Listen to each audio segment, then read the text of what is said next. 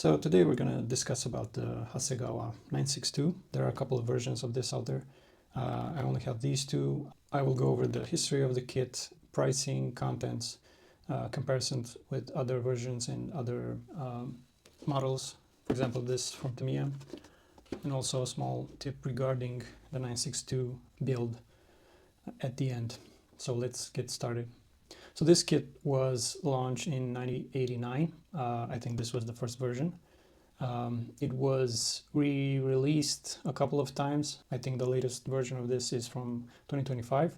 There are a couple of versions of it. As I said, Hasegawa has built a few liveries of the 962.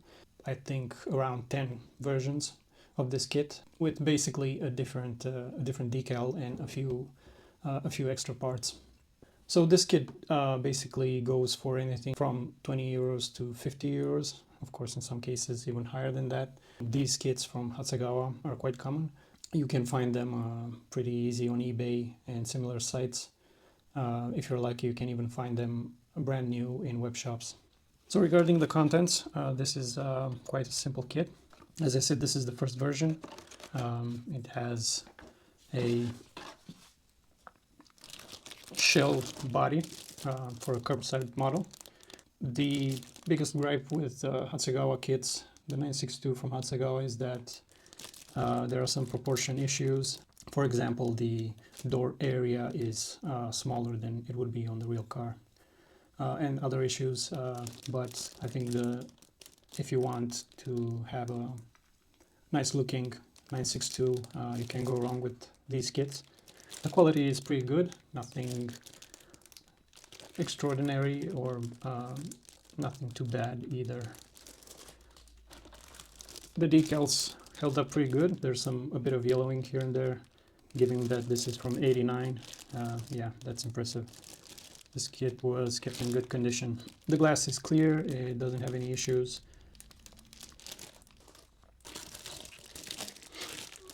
Here we have I think all the parts in one bag. We have the rubber tires, the wheels. As I said, there are a couple of versions out there of this kit, and they do come with their own different wing ends and different wings sets. Small differences here and there, but the base of it is the same. Pretty simple kit, doesn't have a lot of detail. People do like to super detail these kits with some engine parts from other kits and some suspension, photo etching, and so on. This kit obviously doesn't include that. It's quite simplistic, but it's pretty good quality. The manual is pretty good, but yeah, the kit is not very complex, so not a big effort here. You really cannot mess this up. I think this is a good kit for beginners. You have all the details here, I mean painting for it, but you are free to customize it however you like. It says here that you should discard some of the parts, which are for a different kit. Now this kit was later released. It's a bit different in terms of parts. Of course, the decal is different, but its base kit is the same. This is, I think, released in 2001. It's a recent, somewhat more recent release. Of course, with this kit, you'll need to do some changes to the body. Especially the wing supports or wing ends. They need to be cut from the base kit, and it comes with different end plates. You can see here what parts should be used or discarded. The kit is basically the same quality, so quite an old kit, but this looks pretty good. Everything is as new, fortunately. Now, in terms of what's available out there, there's also the 962C from Tamiya.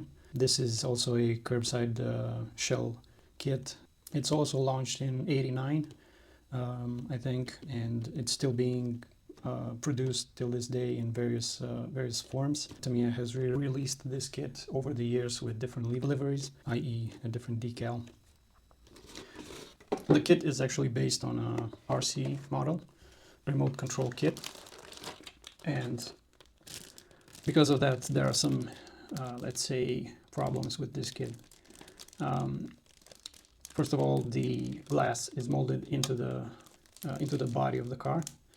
You have other things like this tug ring, headlights, the rear wing. It's all molded in there, and yeah, if you want to make a certain version of the 962, you need to make some modifications to this.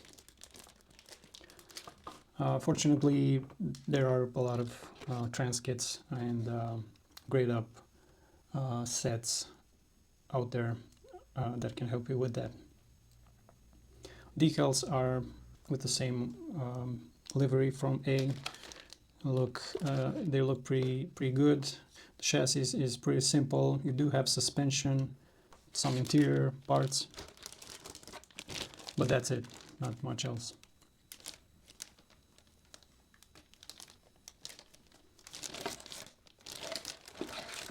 So in conclusion, this is quite a simple kit. There are some proportion issues, as I said. Very well-known issue with the doors being shorter than normal with Hasegawa kits. I would recommend these for beginners. You can pick any of these, and it's quite a straightforward build. Not a lot of hassle. Compared to the Tamiya, I mean, a beginner can pick this up as well if you're building it exactly as it is, but the fact that glass is molded in, it's a bit more cumbersome. I would recommend this for more advanced users that like to super detail their kits, you know, use some aftermarket parts and so on. As I said, there is a lot of aftermarket stuff out there for both Tamiya and Hasegawa. You have trans kits, you have grade up parts, you have decals and so on. There are also other kits from Model Factory Hero and Studio 27. I think they do a resin based kit, but that is more on the expensive side. It can go even for hundreds of dollars. Regarding specifically the 962, there are some kits out there that are not 962s, but they are marketed as such. For example, there's a Ben Hobby, I think Leighton House livery 962, which is actually based on the 956 kit from Tamiya. There's also Modelers Kenwood, I think, kit. I don't have here, but they do a Kenwood 962, which is actually still 956 Tamiya.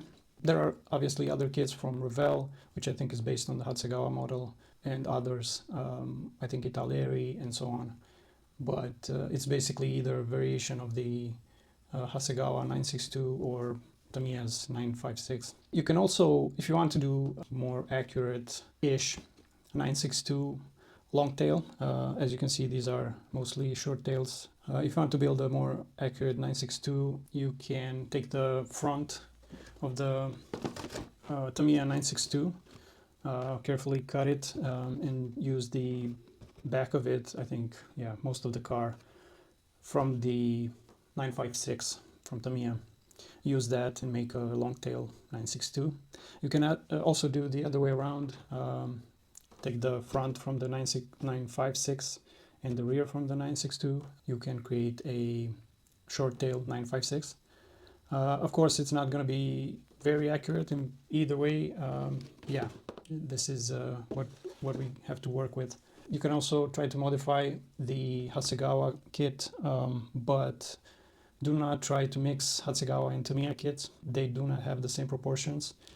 People have tried, and it's, yeah, not very good. As I said, the best option you have is either go with Model Factory Hero kit or Studio 27 if you can get a hold of those, but those are quite expensive and hard to find. Your best option is either accept a kit like this, either Hasegawa or Tamiya, Revell, other companies, or try to make your own by mixing parts, do a sort of a Frankenstein out of 962 parts in 956. You can also take the engine from this or other kits and use it in the Hasegawa to detail it a bit more, but yeah, overall not great options if you want to do a more detailed kit of the 962. Yeah, that was my tip. Thanks and see you later.